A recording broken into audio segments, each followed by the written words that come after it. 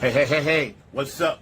All my true funk soldiers, club funketeers around the world. This is your host of Funk from the Front Seat, number 9 right here, come to you from the funk universe that I live in. Check this out, man. Smash that like button for Funk from the Front Seat, and please subscribe. We're on every Saturday, 12 p.m. Eastern Standard Time, 9 a.m. West Coast time. Don't forget, man, Funk from the Front Seat, 9 on the Grind TV. Smash that like button and please subscribe, man. We need it all to come together. Peace, love, and harmony, y'all.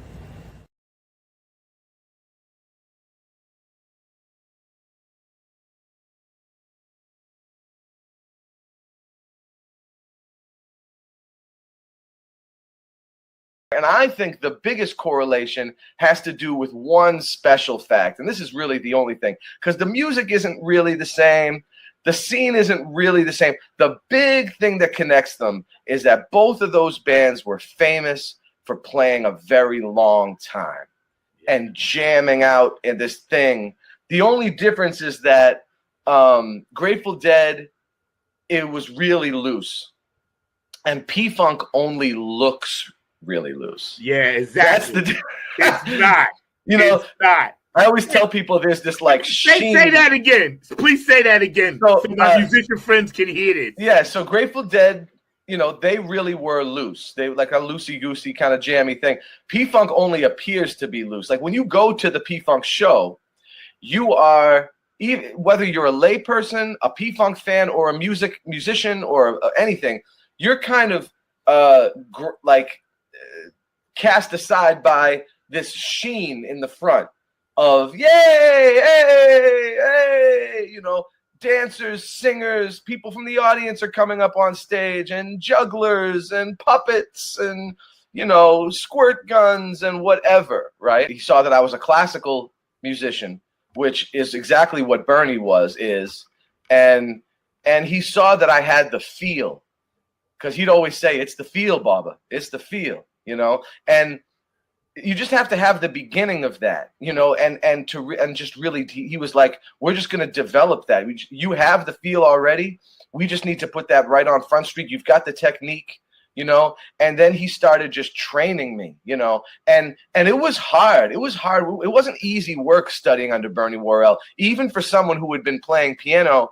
You know, by the time I started working for Bernie, I was 22 when I first started mentoring under him. I was 22 years old, which means I'd been playing piano for 19 years by that point. So it wasn't anything new to me. I'd already really been very well trained, but he had really drilled into me. You know, he had basically, every song has a part, you know, the bridge, the main, the verse, whatever, chorus. And in every section, Bernie would have 4 to 6 variations that he would play that one section, right? Then he would have 3 inversions for each of the chords. So you got like the 4 to 6 variations, but you can invert it 3 different ways. So you're looking at between 12 and 18 different ways to play each single part in every song. So he was making me learn like 12 to 18 different ways to play every part in every song. And we got to figure out a way to let our young people know a vote that they don't vote is a vote for the other side. Exactly. When you don't vote, you're basically voting for the side that you're opposed to. Mm-hmm. And you have to care, because it's going to affect you 10 years from now, Exactly. 20 years from now. Exactly. It's going to affect you, whether you know it or not. And I'm talking to all these young knuckleheads that run around and claim they don't want to vote. But they want all of these rights and freedoms, but you don't want to vote. Ancestors died so you could vote. Exactly. People were hung, tarred and feathered so you could vote. Area and everything, but yeah, she's already prepared and has concocted her time and everything like that. So she's excited about heading in your direction. Well, that's cool. I'm glad, because again, we need the masses down here. And I know it'll be a lot more people in Raleigh for sure on Capitol Boulevard. But we need everybody to understand this dude is going for it. He really is. This is no joke. This is not like virtual reality. This shit is happening. Mm-hmm. And it could easily be done. He could easily talk these people that follow him into making him a king or a dictator until he dies. And Yep, he would be stuck with him forever.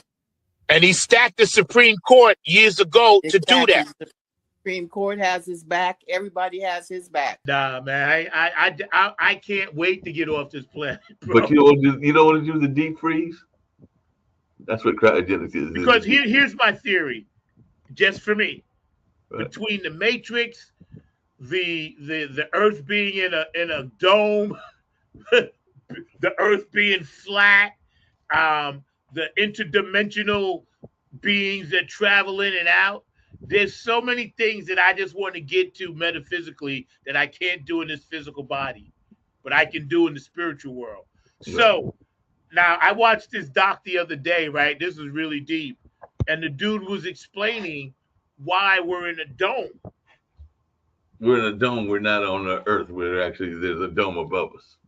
Yeah, we're in some kind of, there's like, in other words, everything we see with the rockets always going on the arc and this and that, he said we're in the dome. It's a simulation, and it has a lot to do with our how we see our mental, well, not mental, but our spiritual self.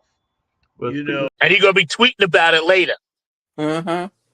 Talking about calling us all terrorists. Yeah. Right? We're terrorists because we want to stand up for our rights. If helping poor people and feeding poor people makes me a terrorist, then so be it. You know what I mean? Uh-huh. So be it, man. So be it. Amen. We're going to find out in a little while. So, Linda, if you want to jump back on with us, that's great. Yeah, so I that song I think has a really important message to it. I wrote it in 2020 kind of in response to all the George Floyd protests. Yeah. And I felt very helpless and I wanted to do something about it, and the only thing I can do is make music. So that was kind of me getting out my frustration and putting on paper how I felt about that. And I tried to make it universal enough to where it can be true for a lot of different scenarios. And it has ranked true for a lot of different things throughout the years. Yep. Yeah. So, so in that mixtape that I told you about, I did that as I wanted to fundraise for somehow. And so I made this album, and I was like, all the proceeds from this album are going to the Minnesota Freedom Fund at the time. So whatever we made on Bandcamp and stuff, I sent there. It wasn't a ton of money, but it was more, I'm glad that I got to say how I felt about that through music. And Our Side was also written during that time. And it kind of is about just kind of being frustrated with the state of things and how the people who are supposed to protect us don't do that, and in fact are the ones that hurt us the most sometimes. But at the same time, I think it's really important to have hope for the future, and not just let all of that bog you down, because that's exactly what those people want to happen, is for us to lose hope. And so maintaining that, and even through the frustration of it all. So the verse is kind of the frustration part, and then the choruses are kind of the hopeful part. I just hope everybody's heeding message, man. So getting down with the P-Funk, you know, you've been down with them since when? For my audience that's just now meeting you for the first time, and I find that impossible, but it could be. Tell us how you got into the P-Funk. Well, you know, I've been following P-Funk since I was a youngster, you know, but I didn't actually get in contact with some P-Funk folks until like around 2016. Right.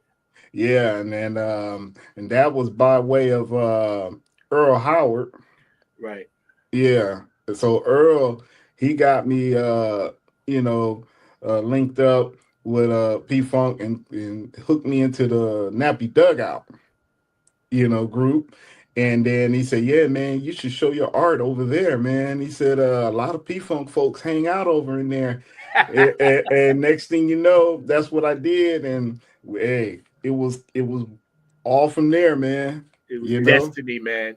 A lot of people don't know the backstory about yourself and Curtis and a few other artists that's out there really taking, I don't want to say the torch because that would be disrespectful for them, but really taking it your own direction, but keeping the brothers that did it before you and sister did it before you in mind. You know what I'm saying? And that's the one thing I always respected about you, as well as Curtis. You have your own touches on it, but you still kept that original motif of the idea of what the funk artwork was about. Yeah, like when in the 80s, I played with Stevie Nicks.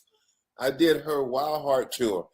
And for that record, Stevie co-wrote a song with Prince. Her single was called Stand Back, and it was a song she co-wrote with Prince. And Prince would come and hang out with her, And when I first saw Prince, it was really peculiar the way I met him at the supermarket. And I thought he was a Prince imposter until he smiled. And I said, damn, that's fucking Prince. And then he dashed off and jumped into a limousine and was gone. But we were touring around, and he would always look at me with a side eye. But when we played the show in Minneapolis, he walked up to me, and he said, dude, I just realized that you're in Mother's Finest. And he said, MF is one of my favorite bands. He said, when I was in high school, I used to have you in my playlist and shit when I would do my homework and shit. And I said, get out of here, dude. And we talked, and it was basically him talking. And he was telling me about Purple Rain. Purple Rain had just finished. He said, I got a new movie coming out, and he said, you're gonna love the music. You got to go see it. And he was a huge MF fan. And then when he left, his bodyguard chick came over to me, and he said, man, I've never seen Prince talk so much. I just thought it was amazing that he was into MF, and they're all up for Grammys. And Lavin's solo music. Lavin was in the crib when Lavin was 6 months old. He would watch me program music, and he would sit there like in the crib, and just watch me. And he was always quiet because Lavin ended up going into golf. Like when Lavin was turned 9 years old, he loved Tiger Woods, and he started playing golf. And I was a golf dad. Took my son all over. My son got a full golf scholarship. Wow! Into the university. Wow! He was that good. And then when he turned 18, he came to me one day and he said, Dad, listen to this. And he played me some music. And I said, damn, that's bad. I said, who is that? He said, that's me. And I said, who's singing? He said, me. I said, who's playing? He said, me. I said, you played everything? He said, yeah. And then I said, who wrote it? He said, I did. Lavin plays, his first instrument was trumpet.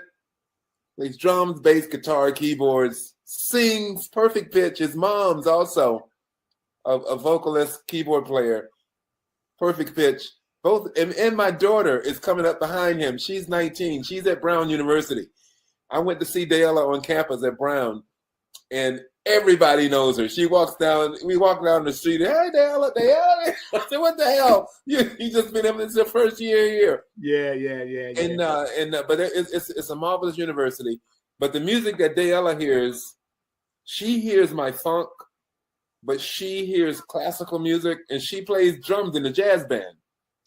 And then she sings out front like Ella Fitzgerald.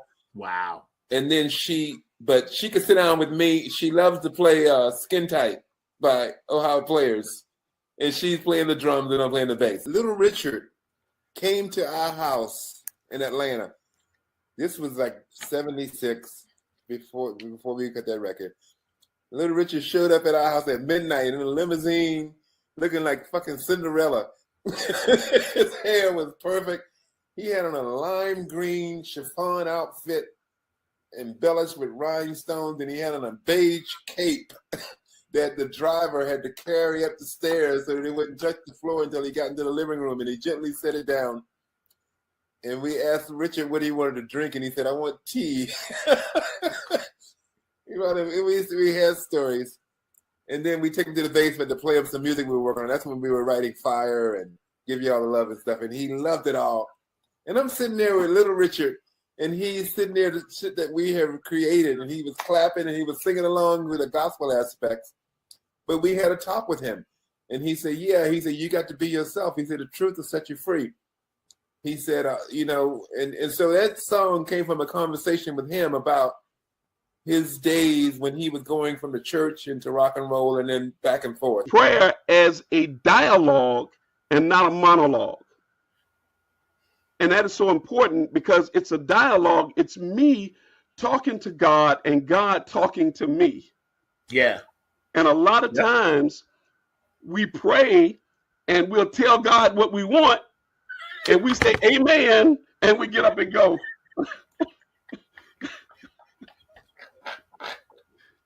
I'm out. Yeah, exactly. We never meditate on what would you have me to do? Yes. You know what I'm saying? To Yes. meditate on God, how God is going to speak to me and what is he saying to me? Yes. What is he requiring of me? Yes. Yes. Yes. Yes. Yes. And a lot of times because we don't do that, then we never hear God say, I want you to stop doing such and such. Cause I'm throwing out this flag on the phone.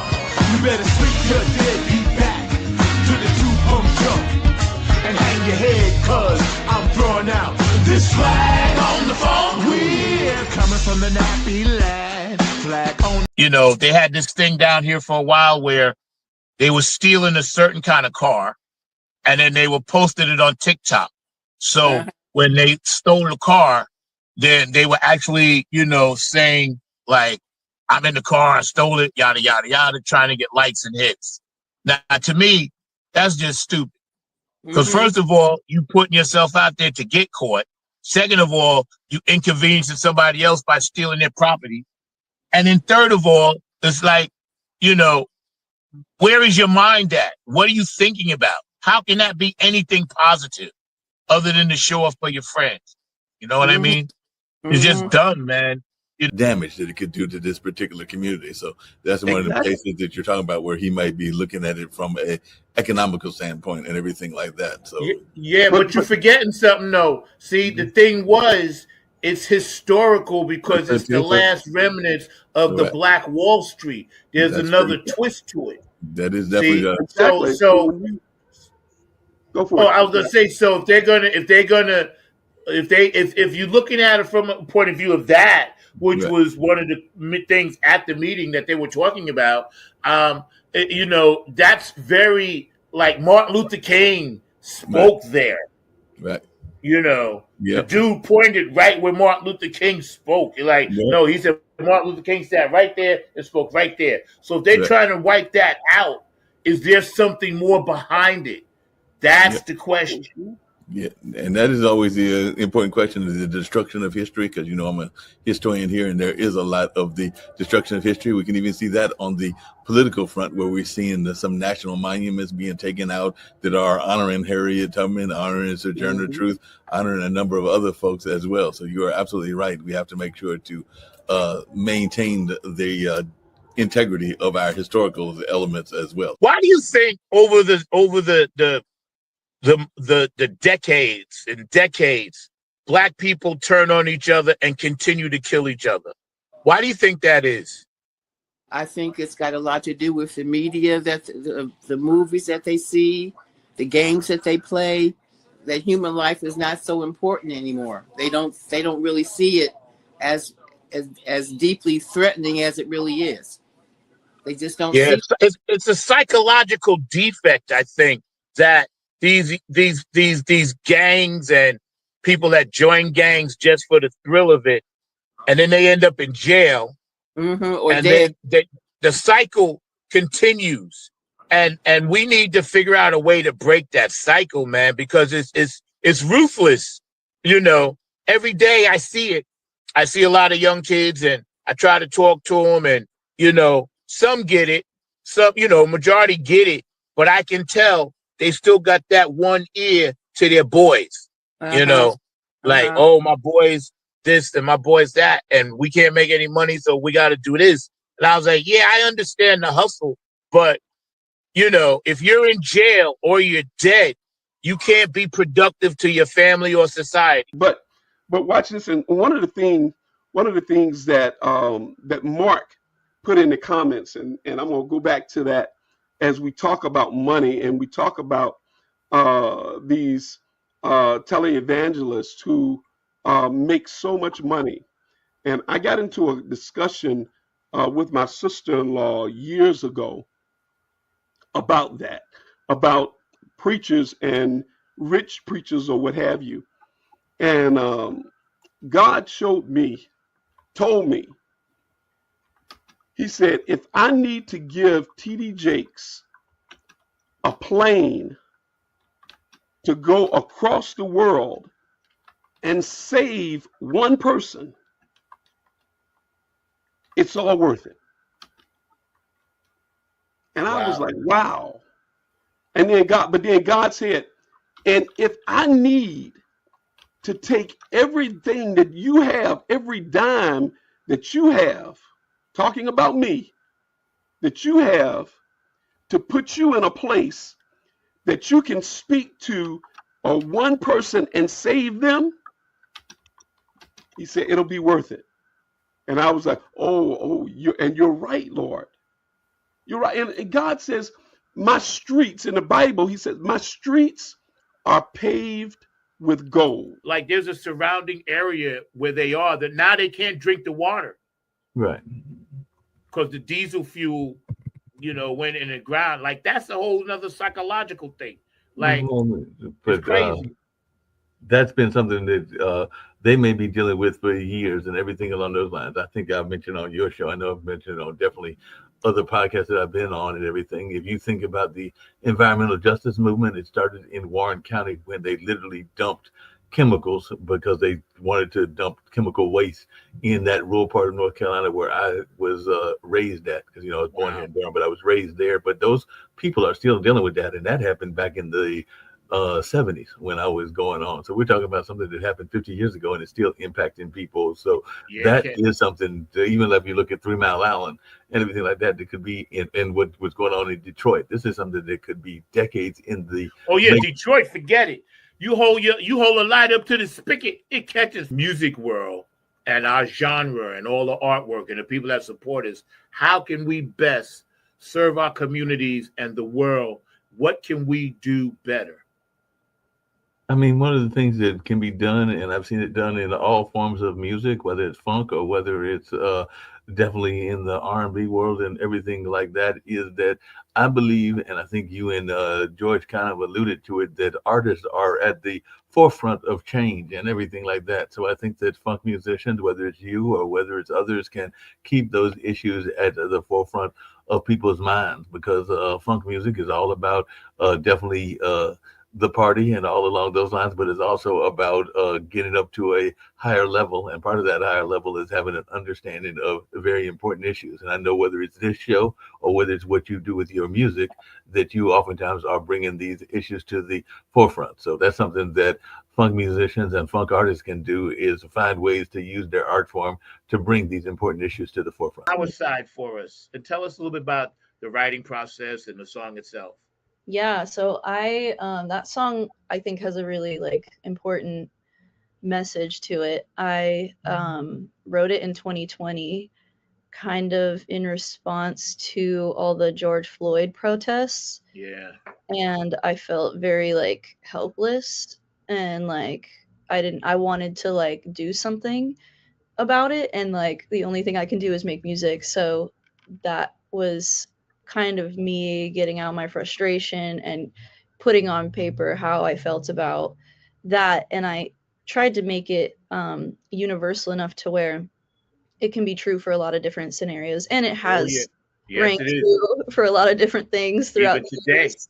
Yep. Yeah, so yeah, so in like that mixtape that I told you about, I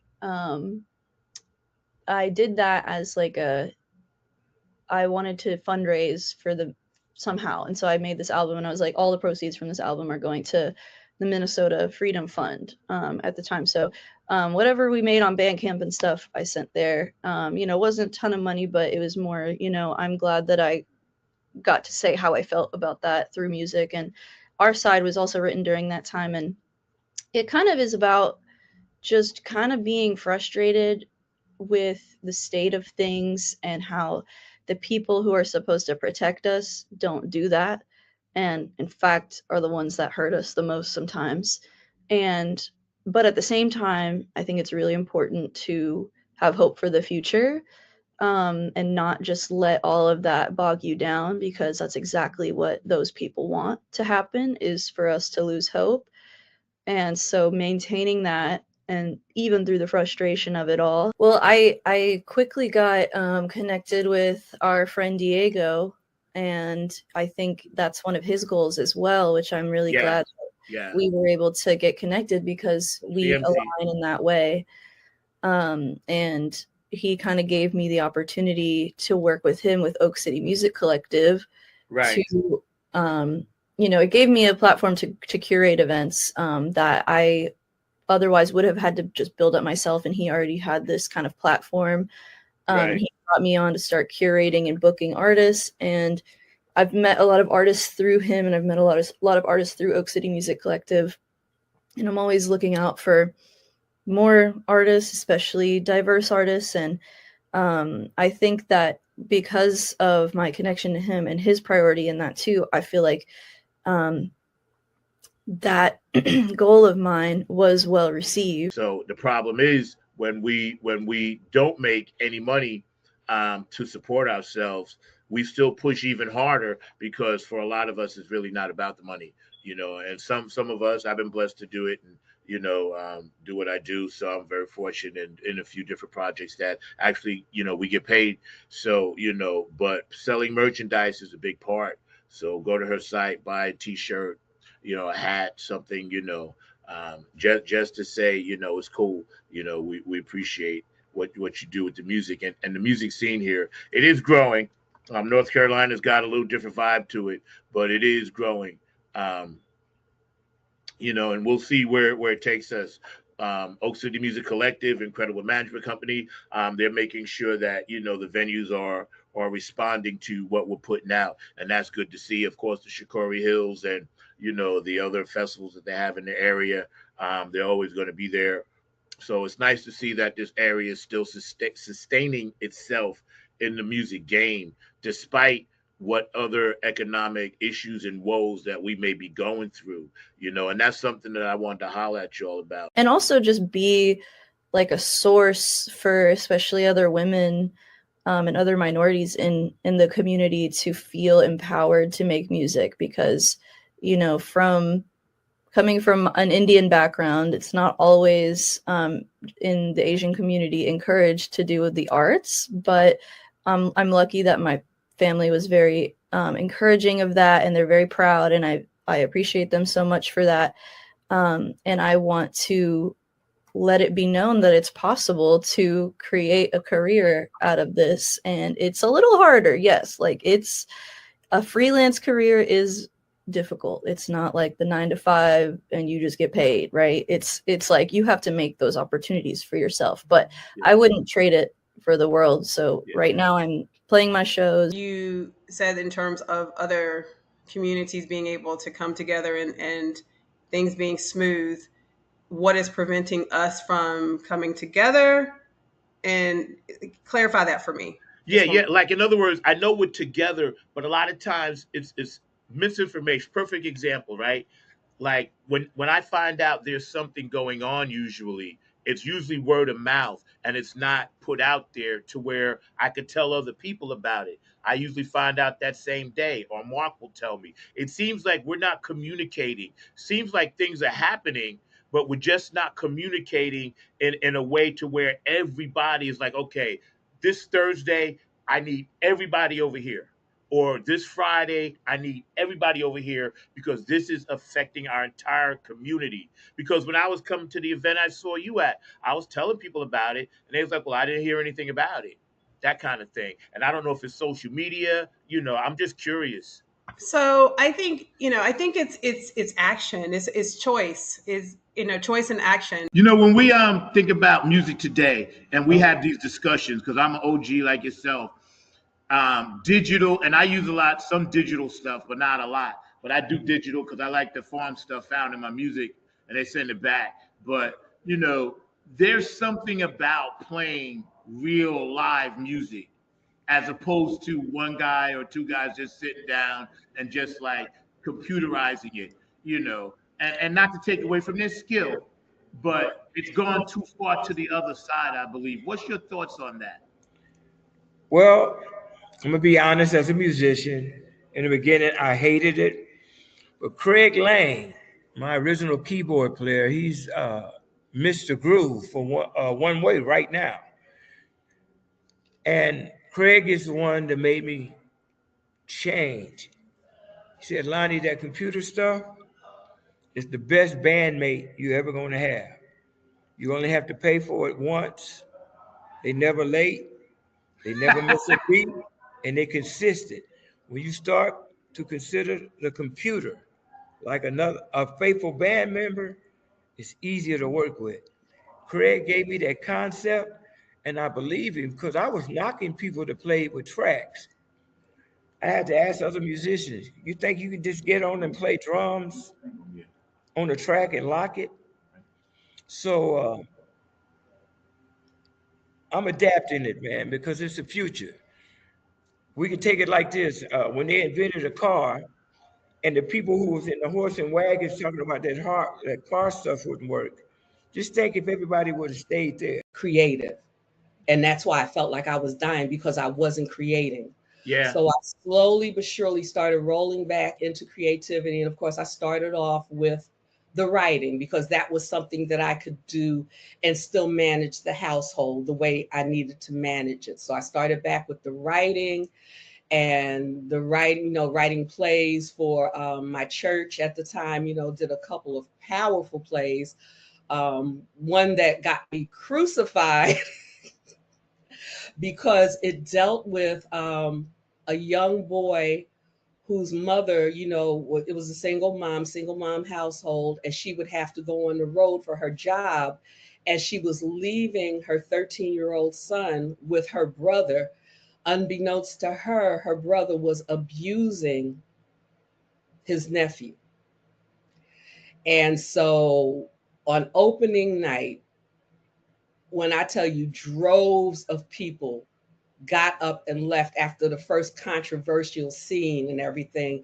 And my pastor pulled me to the side afterwards and said, you offended pastors. You did this, you did that. And, I came home in a funk. I was pregnant with my 5th child at the time. And I just practically laid on the couch for days, unable to move, because I knew that God had given me this message in this place. Right. So when I finally got myself together and went back to church, I walked through the door and this young man that I knew came to me and said, I need to thank you because of what I saw in your play. I was able to go to my brother's grave and forgive him for what he did to me. Yeah.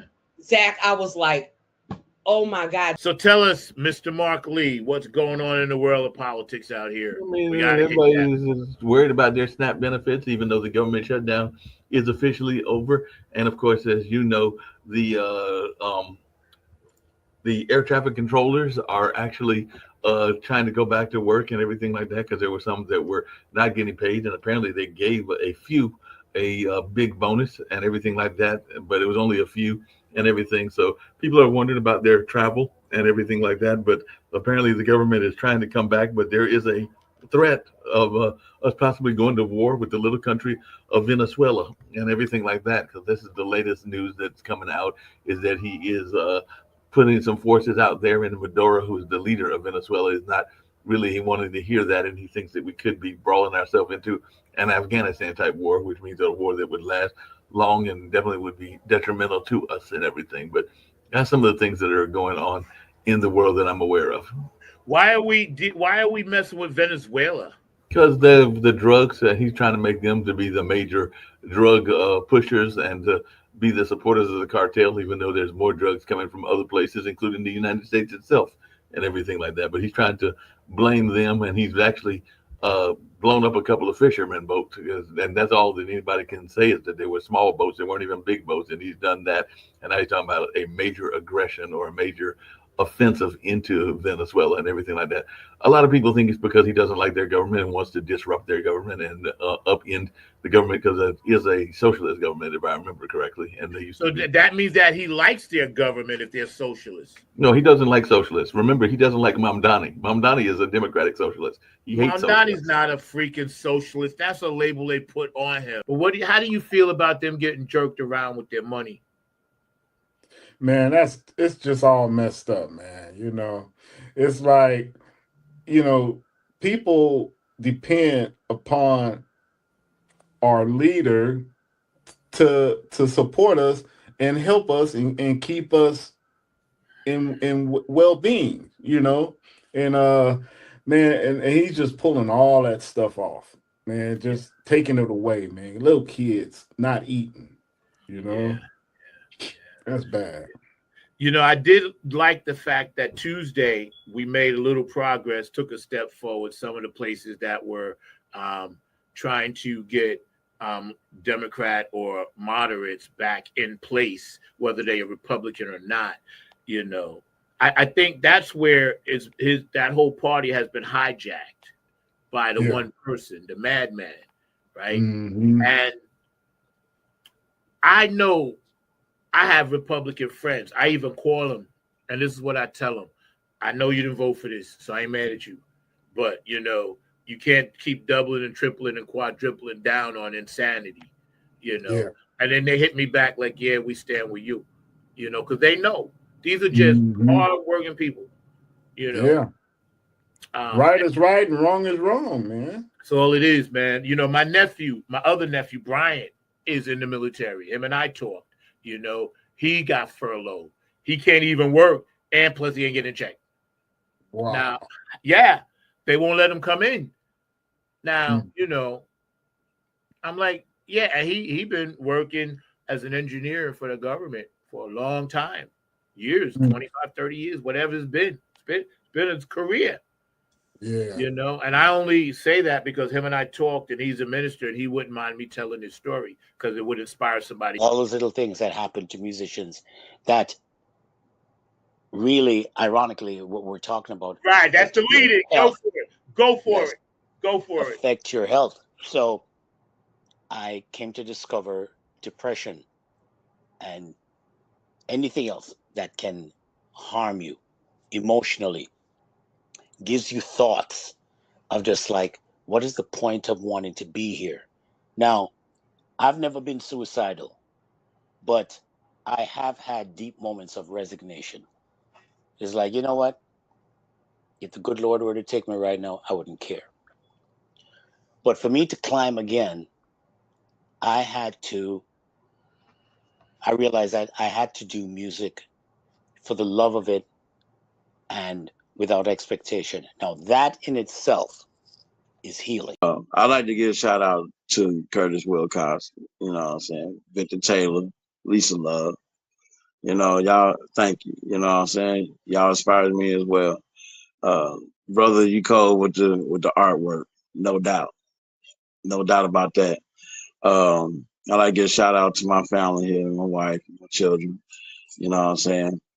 Most of all the ancestors, you know, wouldn't be here if it wasn't for that trail that led me here. Always follow your dreams, you know what I'm saying, and your plans to be successful, especially in the line of music, you know what I'm saying. Don't have no doubt Never, never give up. Don't give up at all. You know what I'm saying? I don't care if it took you about 50 years or 40 years or 30 years to get it. When your time is your time, your time is your time. This is why connecting our health and, I stopped eating about like 6, 7 months ago. I tried to curb it. And then about 3 months ago, I realized, okay, I can't eat anything after 9 o'clock, after sundown. Because what I did is I took a trip back to my ancestors. And I said, okay, if this was the 1700s, 1800s, whatever, right? Once the sun went down, unless you was on guard duty or something, everything was pretty much shut down. You didn't get up and go no midnight snacks and, I'm gonna eat a rabbit. You know what I'm saying? It just didn't work that way. But your body system was regulated more normally, Yeah. and you, like you said before so eloquently, much more grounded. And I'm trying to get everybody around me to help me stay grounded so I can help them stay grounded. You know what I mean? Because Here's it's a very good way to ground yourself. Go outside, put your feet on some soil or on some grass, some real grass. Sit next to a tree, go by the water. You can also ground yourself with spiritual baths. And we have to love ourselves too. So I just wanted to run that by real fast because I almost forgot about it, and I wanted to do it last week, but I got it in this week. So all month, it's Mental Health Awareness Month for men and women. So it's important, and we got a comment, now with Orange Man in the house, there will be more mental health issues, and you are absolutely right. With love and the algorithms and the actual tones and notes actually are designed to interact with our DNA. Exactly. And that's why we felt so good. That's why they had to stop it, because they realized they figured out a loophole. We've taken everything from them. We've stripped them from their rights. We've stripped them from their heritage. We've stripped them from their language. And they still figured out a way to feel good. Yeah. We have to take that away. That's why they did it. And I'm going to get to George's comment on the other side. But George brought up something very interesting, and I'm going to put it up. He said, and this is really cool, the record industry got nervous when people went independent and when social media came out. So they made reality TV talented bullshit shows. And that's all they are. Thank you, George. Because what they do, they're cheaper to make. And I just saw something on this the other day, a documentary. But tell us a little bit about your activities being an activist in D.C. during the early 70s when it was popping off. Okay, around the time when we had that big riot, I think that was after Martin Luther King was passed. Yeah. Me, myself, Stokely Carmichael, Cleve Sellers, and a couple other people were in Southeast Washington planning our strategy for what we were going to do. But it was so crazy at the time, you couldn't even go outside. They were, there were cops everywhere, the barricades everywhere. We were pretty much on lockdown. So we were just sitting there strategizing and watching what was going on in DC, because we were in DC, to see for ourselves what was really going on. So sometime we would go outside and look, be actually there to see the fires and stuff. It was pretty intense, but we always had a good rapport, and I enjoyed dealing with those guys because they had a purpose, and they were actively doing something about it. Yeah, that's why I'm working on trying my best to get a grant to start an after-school program here in North Carolina, for music and a safe haven. And I think musicians have an obligation and a responsibility not to just jump around the stage, not to just, make music for profit or for fun or for the audience. That's great. That's good. But we have another responsibility. We have a voice, and our voice should be geared towards positive information, and if we get these kids in one spot to give them positive information, maybe 5 out of 10 may actually get it. Maybe we can save 1 or 2. How do you think we can best utilize what we do to make our communities better and enhance what the world is going through? Man, if we can all get together, all us Funketeers and funk bands can get together and throw a whole slew of like benefit concerts or something like that to help people in these hard times right now, that would be cool. All proceeds going to people that's not getting the monies that they normally would get when they had the snaps, and everything, and EBTs and stuff like that. I mean, we need concerts like that to help support, because if we're not going to get support from the higher up, then we gotta help support ourselves. We gotta help each other out. Heck, I'll even donate a few drawings and whatnot to try to sell to help out. Because yeah, these people need. Hell, everybody is hurting right now. And I'm praying that the government get it together and then get everybody back online and on the same sheet of music, and everybody can, But after the gig, especially since I've had 11 surgeries, believe it or not, on all parts of my body, shoulders, knees, backs, carpal tunnel from playing drums all those years, plantar fasciitis in my left foot. My body simply says, listen, if you want to have any quality of life after you reach a certain age, we need to rethink this bouncing off the stage stuff, And again, truth be told, I mean, damn, I've done everything in the funk market that I wanted to do. I've been on stage with, some of the Funkadelics at the Funketeers Ball, and we have to love ourselves too. So I just wanted to run that by real fast because I almost forgot about it, and I wanted to do it last week, but I got it in this week. So all month, it's Mental Health Awareness Month for men and women. So it's important, and we got to comment, now with Orange Man in the house, there will be more mental health issues, and you are absolutely right. Music brings people together. Oh, yeah. Always has, always will.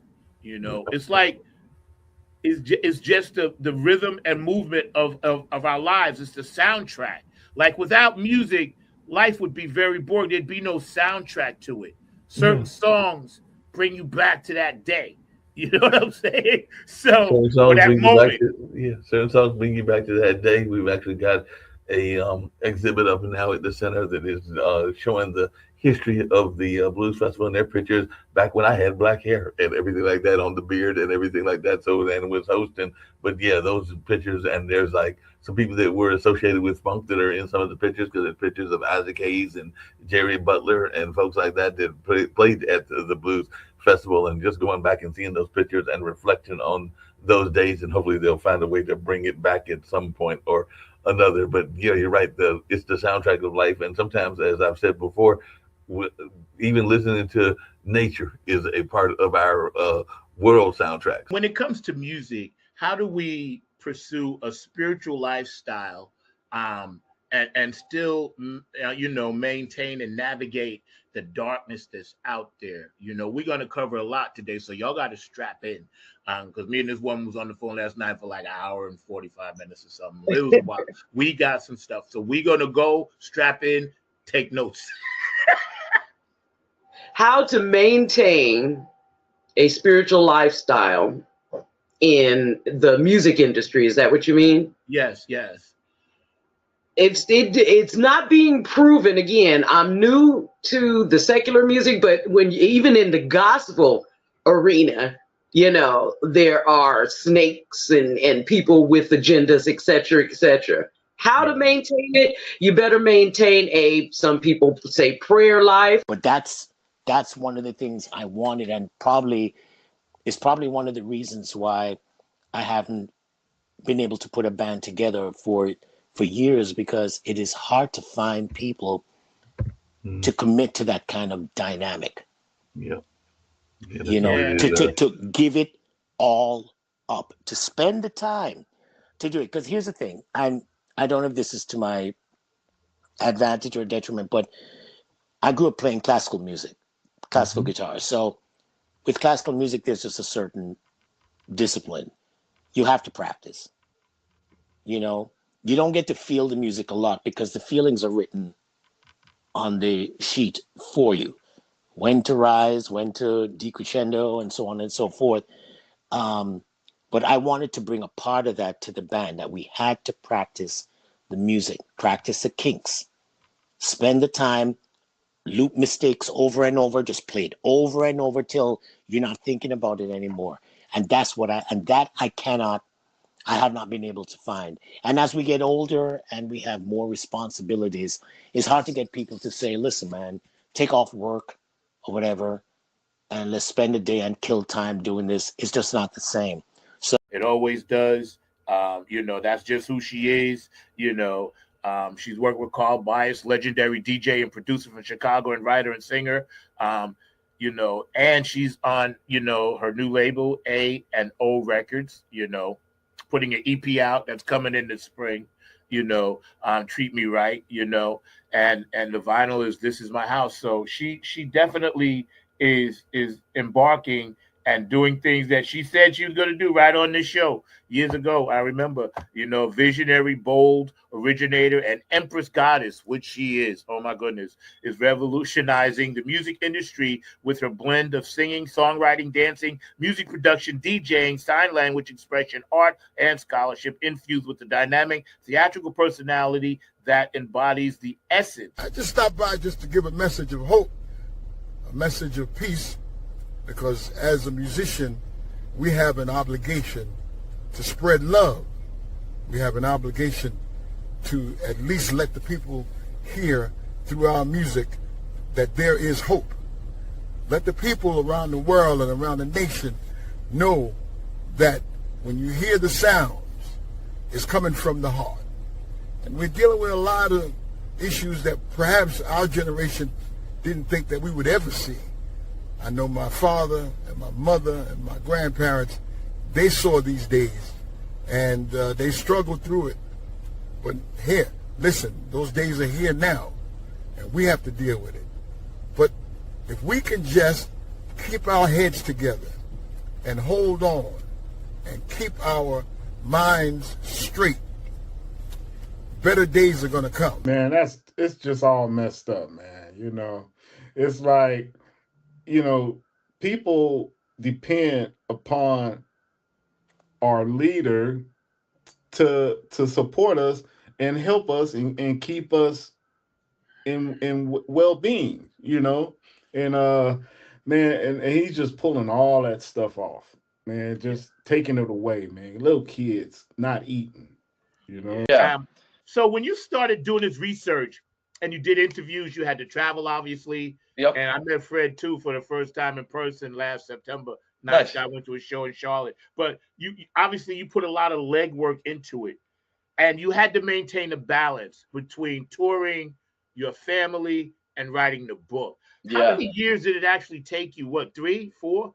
Or you started just long before the other book? The first book took me 30 years. It was like my whole life, just collecting that information and getting back to what you had said too about like leaving out all the other stuff. When it comes to like recording this history, it's important that we understand that nobody else is going to do it.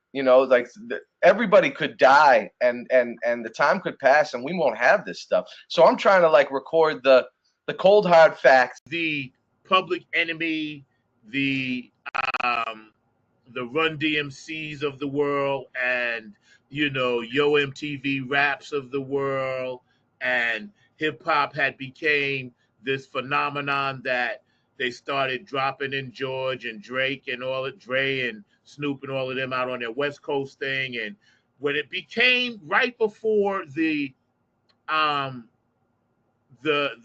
nonsense got involved, there was a couple of years where it was so righteous.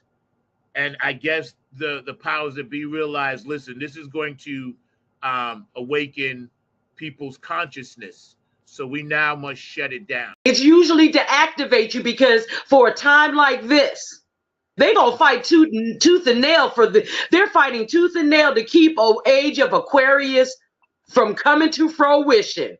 And the 144,000, because there's only 144,000 of us on this whole planet of billions. You a light worker.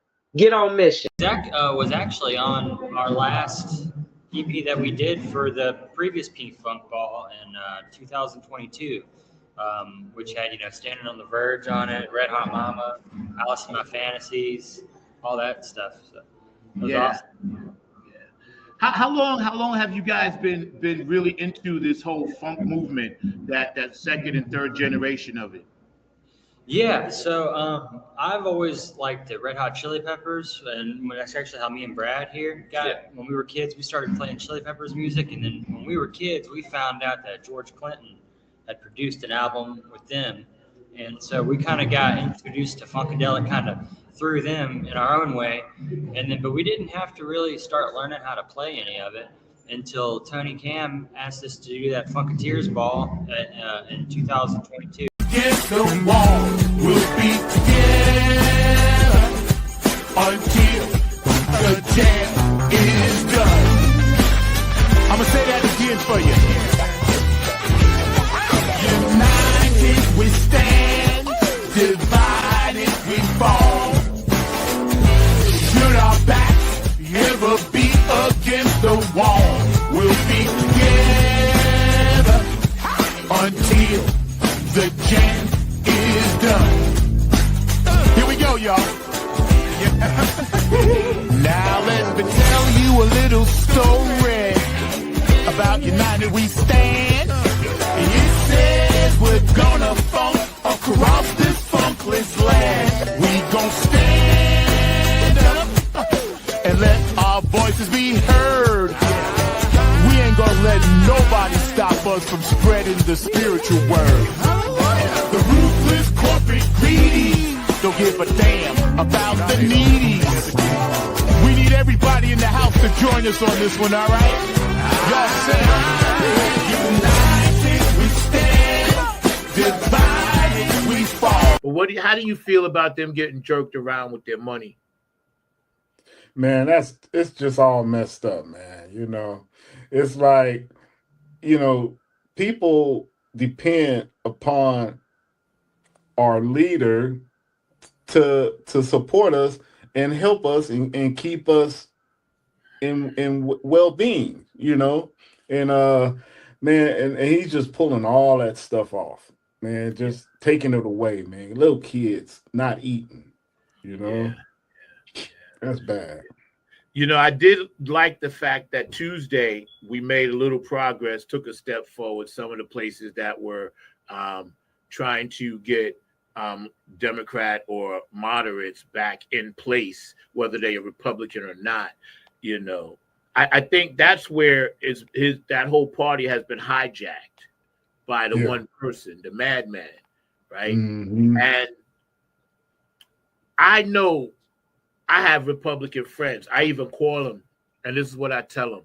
I know you didn't vote for this, so I ain't mad at you. But, you can't keep doubling and tripling and quadrupling down on insanity, Yeah. And then they hit me back like, yeah, we stand with you, because they know these are just hard-working people, Yeah.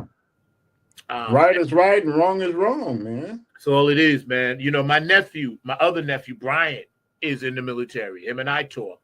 He got furloughed. He can't even work, and plus he ain't getting a check. Wow. Now, yeah, they won't let him come in. Now, I'm like, yeah, and he been working as an engineer for the government for a long time, years, 25, 30 years, whatever it's been. It's been his career. Yeah. And I only say that because him and I talked, and he's a minister, and he wouldn't mind me telling his story because it would inspire somebody, and as well as your crew. Yeah. Who are some of the people lately that you've been working with? I know I see a lot of people. I don't know a lot of them, but can you share some short stories of some of the amazing people before we start running down some of your short clips you sent us? Okay, so Ontaria Kim Wilson we actually worked together on the gospel adaptation of The Wiz, which was called The Gate Called Straight, which was directed by Stephanie Mills. I was one of the writers of the script, and was tapped to be the director. What happened was LaShawn Pace was supposed to play a role, and Tyler Perry would not release her from her contract. Even though she wasn't doing anything at the time, he would not release her to come to Philadelphia until like 2 days before the premiere. So, you know, the production team started scrambling. Bill Jolly, who was the musical director, said, well, I can reach out to Stephanie Mills and see if she would, you know, take the role. So he did. And Stephanie said that she wasn't interested in acting anymore, but she would be interested in directing. Right. So they brought Stephanie in to direct, and they moved me to the role, which was like what was one of the biggest blessings. I actually was able to bring Sarah Dash from LaBelle in to play opposite me. So she played my mother. I was Mrs. Blocker, who was the equivalent of the Wicked Witch of the West. So baby, it was an amazing experience. Yep, they're saying the new rules for Spotify for artists in 2025 and what they mean for you. And this was definitely just came out. So Spotify has changed again, but this time it's not about new interface or playlist algorithms. It's about how artists grow on the platform and who gets rewarded for doing things right. If you felt like Spotify growth has become more unpredictable lately, it's not your imagination. The platform has shifted to prioritize deeper engagement, smarter promotion, and long-term listener behavior. What worked in 2022 or even 2023 won't cut it in 2025. But if you understand the new rules, you can turn the chaos into clarity and the algorithm into your ally. You know, Afterglow 92416, and it was Boogie Monster's birthday last week, so we kind of honored him a little bit on social media, which was great. Q&A Entertainment, I love you, Odin. Brooke Clagett, my Funk Angel, thank you, Brooke, for all the stuff that you do. Patricia Diori, and of course our guest today, George and Curtis Wilcox, for all the great art. Dr. Brookenstein, DJ Cocolino, DJ Monica, and DJ Elizabetta. Love you guys in Ireland. You know, you got. And the subject quickly changed as the speaker went on to tell us that the respective companies we represented had invested in a very profitable industry, which could become even more rewarding with our active involvement. Dang. He explained that the companies we worked for had invested millions into the building of privately owned prisons, and that our positions of influence in the music industry would actually impact the profitability of these investments. Really? Then he says, I remember many of us in the group immediately looking at each other in awe and confusion. At the same time, I didn't know what a private prison was, but I wasn't the only one. Sure enough, someone asked what these prisons were and what any of this had to do with music. We were told that these prisons were built by privately owned companies who receive funding from the government based on the number of inmates. The more inmates, the more the government would pay these prisons. It was also made clear to us that since these prisons are privately owned, as they become publicly traded, we'd be able to buy shares. Most of us were taken back by this. Again, a couple of people asked what this had to do with us. At this point, my industry colleague who had first opened the meeting took the floor again and answered our questions. He told us that since our employees had become silent investors in this prison business, it was now in their interest to make sure that these prisons remain filled. Our job would be to help make this happen by making music which promote criminal behavior, rap being the music. And like I said, again, this pops in the middle of this stuff, and it really makes you think, like, Linda, what do you think, how do you think Martin Luther King or Malcolm X would react to us as a people treating each other so badly? Well, you know, Martin would be out there protesting. Malcolm would probably be on his soapbox, trying to get people to straighten up. And you know, I see them both dealing with it in different ways.